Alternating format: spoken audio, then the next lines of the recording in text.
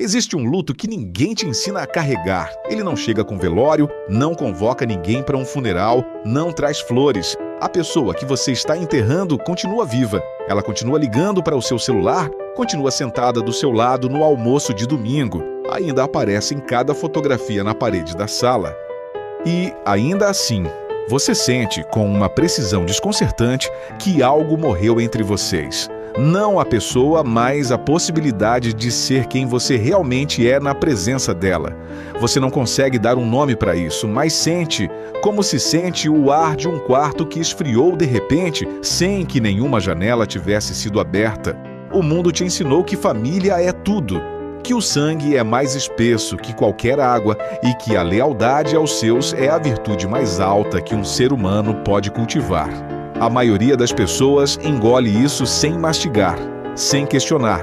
Mas Carl Gustav Jung, o homem que passou a vida escavando a arquitetura da psique humana, chegou a uma conclusão que vai te incomodar. Ele acreditava que o ato mais necessário para a sobrevivência psicológica de um ser humano é a separação, não de estranhos, não de inimigos, mas dos próprios pais, da família que te criou. Neste vídeo, vamos entender o mecanismo invisível que opera nos sistemas familiares e por que crescer além deles dói tanto. Se você sente que não cabe mais no papel que te deram, preste muita atenção.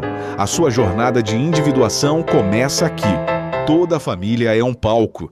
E nesse palco, cada membro recebeu um personagem antes mesmo de saber falar.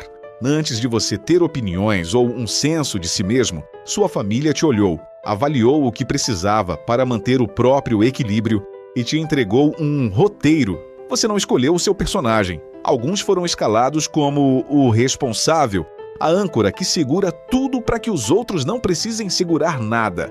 Outros foram escalados como o difícil, o bode expiatório, o para-raio de cada tensão que os pais eram incapazes de resolver entre si. E alguns foram escalados como o invisível, a criança cujo trabalho era não precisar de nada, não ocupar espaço. Jung chamava isso de persona, a máscara. Mas dentro de uma família, essa máscara foi soldada no seu rosto antes mesmo que os seus ossos endurecessem. A parte que dói é entender que o papel que te atribuíram não tinha nada a ver com quem você é. Tinha tudo a ver com o que a sua família precisava que você fosse para que a casa não caísse. A identidade que você passou décadas defendendo nunca foi sua. Era uma parede de sustentação dentro de uma estrutura que já estava rachando antes de você nascer. No momento em que você decide mudar esse papel, a estrutura inteira treme. Quando você começa a fazer o que é certo para si mesmo, o sistema familiar reage. Você conseguiu aquela promoção, mudou de cidade, começou a fazer terapia ou simplesmente disse não para o almoço de domingo. Em vez de celebração, você recebe uma punição silenciosa. A pausa longa ao telefone, o tom cortado, a observação disfarçada de preocupação. Você mudou. Acho que está se achando superior a nós. Espero que não esqueça de onde veio. Jung entendia que a culpa nem sempre é um sinal moral. Muitas vezes, a culpa é apenas um mecanismo de controle instalado na sua infância, projetado para ser ativado no exato momento em que você tenta cruzar o perímetro do sistema familiar. Pense em uma cerca elétrica invisível. O quintal parece aberto, não há muros. O animal acredita que é livre, mas no instante em que se aproxima da fronteira, leva um choque. Com o tempo, ele para de tentar.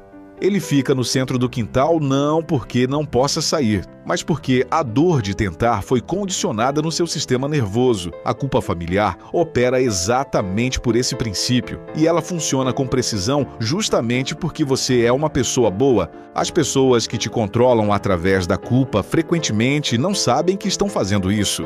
Sua mãe não planeja te manter pequeno em um quarto escuro. Seu pai não desenha uma prisão conscientemente. Eles estão apenas repetindo um programa que foi instalado neles pelas gerações anteriores. Jung chamava isso de herança psíquica. As feridas não resolvidas, o luto não processado e as crenças cegas de uma linhagem inteira são transmitidos através da atmosfera, pelo jeito particular como uma mãe suspira ou pela entonação exata com que um pai diminui suas conquistas. Na psicologia, existe um termo técnico para isso: emaranhamento. É um sistema onde as fronteiras entre os indivíduos se dissolveram. onde a emoção de uma pessoa se torna a emergência de outra.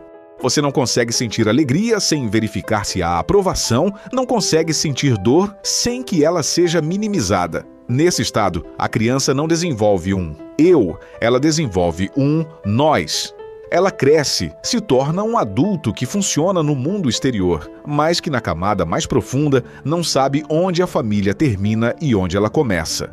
Isso não é proximidade, isso é colonização emocional.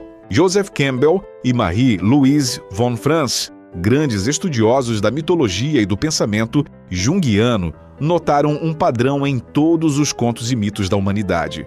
O herói precisa partir. A criança que fica em casa não herda nada. Aquela que atravessa a floresta escura e desobedece à proibição parental é quem herda o reino. Mas a mudança estrutural gera uma resposta drástica da família. Joseph Campbell deu um nome para a força que tenta te impedir: o guardião do limiar. No seu sistema, o guardião usa o rosto de quem você ama. É o irmão que desenvolve uma crise urgente na semana da sua mudança. É a mãe que espalha para os parentes que você está passando por uma fase difícil, diminuindo o seu crescimento. É o pai que reage ao seu sucesso com um silêncio pesado.